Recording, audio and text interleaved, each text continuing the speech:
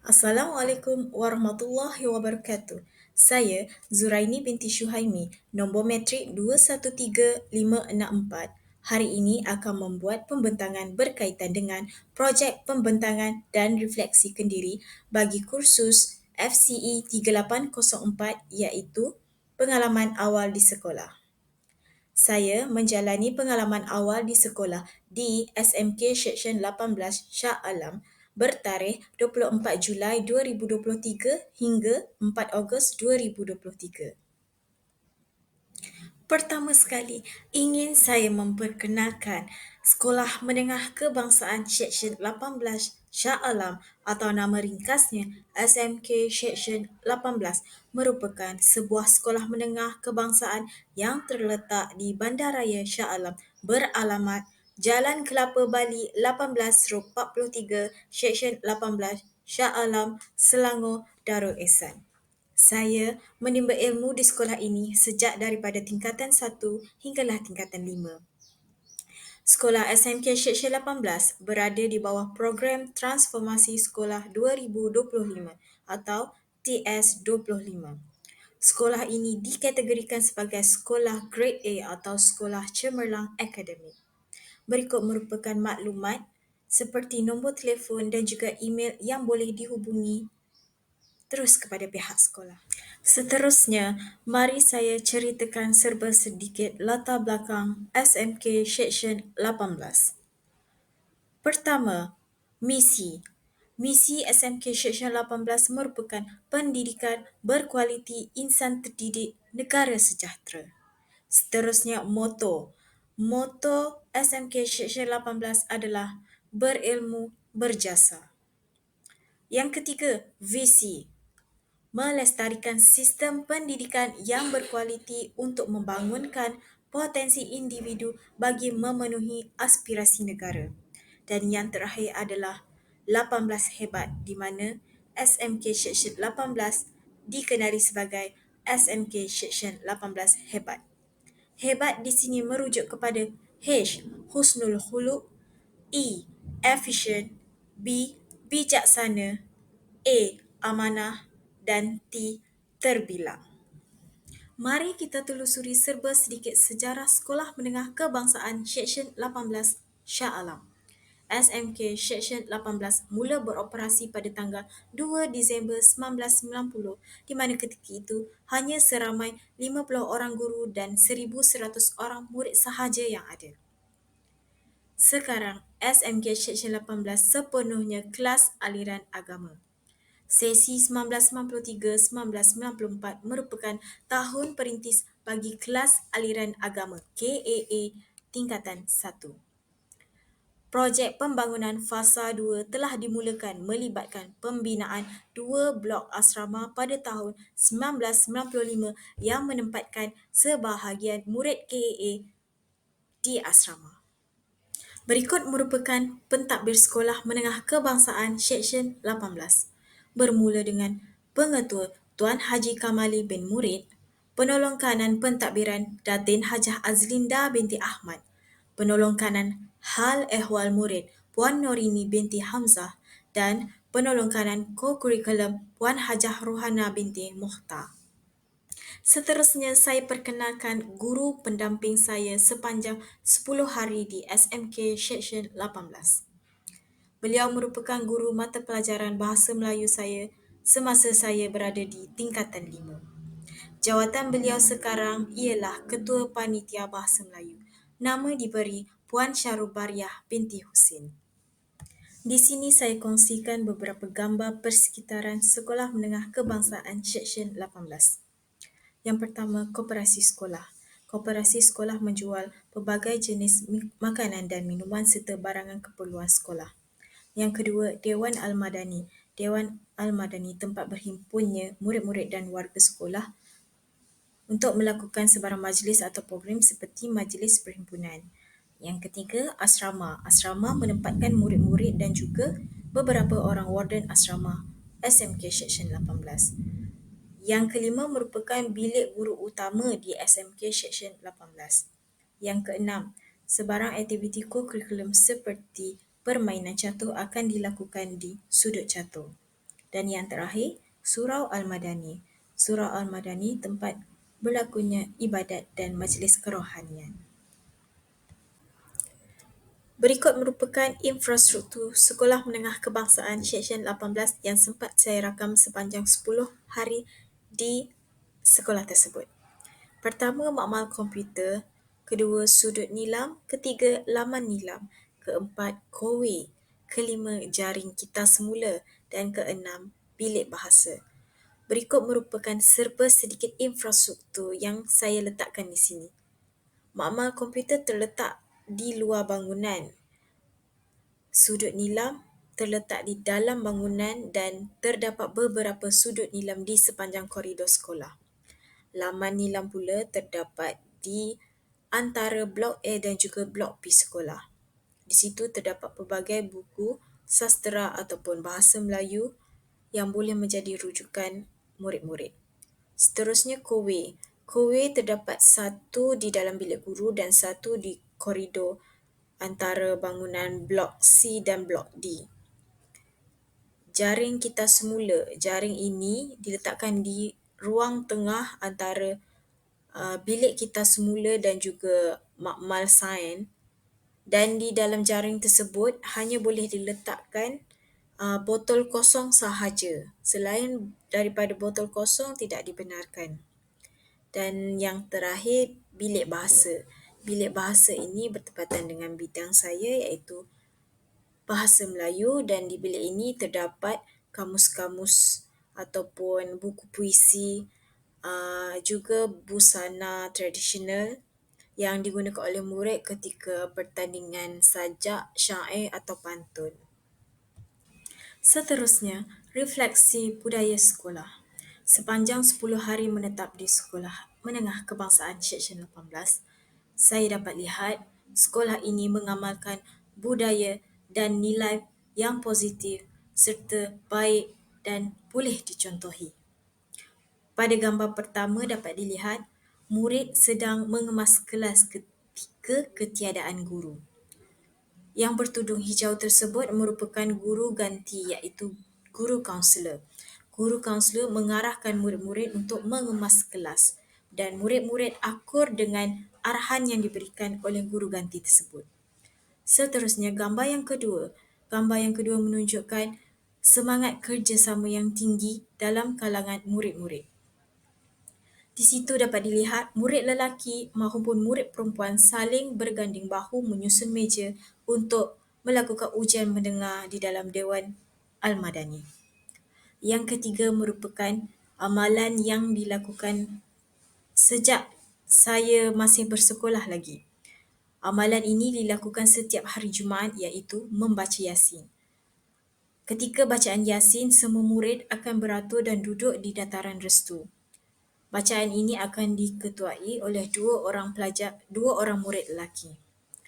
Dan gambar terakhir dilihat murid sedang membaca Al-Quran di surau pada waktu rehat. Amalan ini juga merupakan amalan yang telah diamalkan sejak dari zaman saya sekolah lagi. Amalan ini berlandaskan kepada amalan Islamik yang ditunjukkan dalam kelompok sekolah ini, di mana Sekolah Menengah Kebangsaan Seksyen 18 mempunyai kelas aliran agama. Amalan ini diterapkan apabila murid dengan rela hati pergi ke surau pada waktu rehat, sama ada ketika itu mereka sedang berpuasa ataupun tidak, mereka akan tetap pergi ke surau untuk membaca Al-Quran dan juga melakukan solat sunat duha. Refleksi budaya sekolah. Sepanjang 10 hari berada di SMK Seksyen 18, pelbagai budaya sekolah sama ada yang saya pernah jalani ataupun yang baru saya dapat lihat. Contoh terdapat di dalam gambar ini adalah laluan murid perempuan dan laluan murid lelaki. Berikut merupakan gambar laluan tangga yang diletakkan secara berasingan. Nampak di sini, sekolah ini yang berkonsepkan Islamik menggunakan konsep pengasingan. Bukan hanya pengasingan tempat duduk ketika di dalam kelas, malahan pengasingan laluan tangga untuk murid menuju ke kelas masing-masing. Gambar kedua pula merujuk kepada pemberian bantuan beras, minyak dan gula kepada ibu bapa murid daripada keluarga yang kurang berkemampuan. Di sini saya menyaksikan bahawa PKM Puan Norini memberi bantuan kepada ibu bapa yang berbentuk 2 kampit beras, minyak dan gula. Ketika ini saya menolong mengangkat beras-beras ini untuk dibawa ke surau dan juga ibu bapa murid-murid tersebut yang di mana menetap di luar akan menuju ke surau untuk mengambil bahagian masing-masing. Refleksi budaya kerja warga SMK Seksyen 18. Gambar pertama, guru Bahasa Melayu mengadakan mesyuarat panitia. Mesyuarat panitia Bahasa Melayu ini tidak dilakukan setiap hari, tetapi dilakukan secara berkala bagi membincang isu-isu bahasa Melayu. Gambar kedua, guru bertugas menyambut kedatangan murid ke sekolah setiap pagi. Amalan ini bagi saya sangatlah positif dan digalakkan dilakukan oleh setiap guru di sekolah kerana murid akan lebih bersemangat apabila mereka melihat guru mereka menantikan kehadiran mereka di pagar sekolah. Yang ketiga, apa yang saya lihat setiap pagi sebelum loceng pertama dibunyikan, guru bertugas akan bersama-sama membuat jadual guru ganti. Di situ terdapat 5 orang guru bertugas yang setiap pagi akan menyusun dan menulis nama guru-guru yang tidak hadir dan juga mencari guru-guru bagi menggantikan guru-guru yang tidak hadir tadi. Refleksi budaya kerja yang seterusnya ialah guru-guru menghadiri mesyuarat berkaitan Reader I3S pada waktu petang. Mesyuarat ini dilakukan selepas tamat sesi persekolahan. Gambar kedua, guru kaunselor menjalankan saringan minda sihat di dalam makmal komputer. Dan gambar yang ketiga, pengawal keselamatan sekolah sentiasa mengawal pagar dan laluan masuk pelawat ke dalam kawasan sekolah.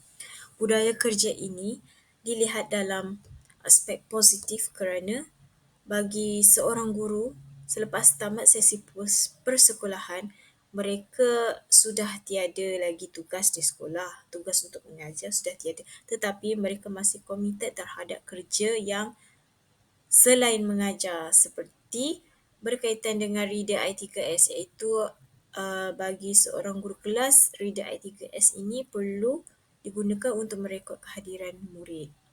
Yang kedua, guru kaunselor, di mana di sini Cikgu Azlan sedang memberi maklumat supaya murid merekod data mereka di dalam ujian saringan bagi mengenal tahap kesihatan mental murid-murid. Yang ketiga, pengawal keselamatan akan sentiasa duduk di pondok pengawal bagi melihat laluan masuk pelawat dan juga murid ke sekolah. Pemerhatian terhadap proses PDP di SMK Seksyen 18. Amalan pedagogi dalam PDPC yang dapat dilihat ketika saya mengikut guru pendamping masuk ke kelas 4 Abu Bakar ialah teknik share and turns. Share and turns ini dilakukan untuk bahagian soalan rumusan memandangkan murid-murid akan menghadapi peperiksaan. Jadi, guru pendamping memfokuskan murid untuk membuat soalan rumusan. Aktiviti yang dijalankan ketika ini ialah murid dibahagikan kepada 3 kumpulan, iaitu kumpulan murid lelaki, kumpulan murid perempuan di bahagian kiri kelas dan kumpulan murid di bahagian kanan kelas. Murid lelaki perlu mencari tema dan kesimpulan bagi bahan rumusan. Kumpulan murid perempuan di bahagian kiri kelas pula perlu mencari fokus 1, manakala kumpulan perempuan di bahagian kanan kelas perlu mencari fokus 2. Murid-murid diberi masa selama 10 minit sebelum masing-masing mengeluarkan isi bagi kumpulan masing-masing. Apabila mereka berjaya mendapat isi, mereka akan berdiri dan memberitahu di hadapan semua berkaitan dengan isi yang telah dijumpai bagi soalan rumusan. Tinjauan saya berkaitan dengan amalan pedagogi bagi mata pelajaran Bahasa Melayu. Guru Bahasa Melayu tidak banyak yang menggunakan teknologi. Tetapi apabila saya membuat tinjauan dan pemerhatian pada kelas yang selain Bahasa Melayu, contohnya seperti mata pelajaran Bahasa Arab, guru mata pelajaran tersebut menggunakan pendekatan teknologi. Pendekatan teknologi ini dilakukan pada tingkatan 4 Umar oleh Ustazah Fazilah. Pemerhatian saya semasa melihat guru Bahasa Arab mengajar menggunakan pendekatan teknologi ini adalah melalui penggunaan kuisis. Setiap murid akan dibekalkan dengan kod imbas yang terkandung jawapan A, B, C dan D. Setiap murid akan mendapat kod imbas tersebut. Ketika mahu menjawab, guru hanya perlu menghalakan telefon pada kod imbas yang murid pamerkan. Murid-murid akan memegang kod imbas dan kod imbas itu mempunyai jawapan A, B, C dan D. Atas, bawah, kiri dan kanan. Jadi apabila guru menghalakan telefon kepada kod imbas tersebut, murid yang memilih jawapan A misalnya akan memusingkan kad tersebut ke bahagian A. Manakala yang untuk bahagian D misalnya, murid akan memusingkan ke bahagian kiri kad. Maksudnya kad tersebut akan dipusing-pusingkan mengikut kepada jawapan yang murid berikan. Seterusnya, apabila semua murid telah selesai menjawab soalan tersebut, jumlah murid yang menjawab akan keluar pada skrin LCD. Di situ guru dapat melihat berapa ramai murid yang menjawab betul dan juga berapa ramai murid yang menjawab salah. Itu dari segi pemerhatian saya dan saya rasa pendekatan teknologi yang dilakukan oleh Ustazah Fazilah ini amatlah menarik dan tidak dilihat dalam mata pelajaran yang lain, termasuklah Bahasa Melayu. Kesimpulan yang saya dapat sepanjang menjalani pengalaman awal di sekolah di SMK Seksyen 18 termasuklah setiap bidang saling bekerjasama. Yang kedua, murid-murid menunjukkan sikap yang baik. Ketiga, warga sekolah memberi tunjuk ajar yang baik. Dan keempat, budaya saling membantu tidak terhad hanya kepada murid dan guru sahaja. Di sini saya rumuskan warga sekolah seperti ibarat isi dengan kuku. Hubungan mereka sangat rapat daripada pihak pentadbir, kaunselor, staf sokongan, guru-guru, pengawal keselamatan, pekerja kantin, pekebun, warden asrama dan murid-murid sendiri. Semua saya lihat menunjukkan sikap yang positif, sikap yang saling hormat menghormati, sikap saling bantu-membantu. Lagi-lagi apabila timbulnya isu berkaitan sekolah ataupun berkaitan disiplin belajar. Tetapi jika dilihat dari segi disiplin, sekolah SMK Seksyen 18 ni tidak menunjukkan disiplin yang teruk. Bagi saya, sekolah ini menunjukkan budaya yang baik dan positif. Di mana amalan-amalan seperti membaca Yasin, solat sunat duha itu bukan hanya murid yang lakukan, malahan guru serta staf-staf yang lain juga turut mengamalkan solat sunat duha itu. Saya rasa sekolah ini tidak menunjukkan sebarang keburukan dan apa yang saya dapat daripada sekolah ini semuanya memberi kebaikan dan mungkin keburukannya dari segi penggunaan bahan bantu mengajar yang lebih canggih. Mungkin guru-guru dalam bidang bahasa sendiri terlalu menggunakan pendekatan melalui buku latihan, modul dan tidak lebih terarah kepada penggunaan digital ataupun teknologi. Jadi mungkin itu boleh ditambah baiklah dari segi pembelajaran yang menuju ke abad 21. Saya rasa itu saja daripada saya. Yang baik itu datang daripada Allah Subhanahu Wa Taala dan yang buruk itu datang daripada saya sendiri. Sekian, terima kasih. Assalamualaikum.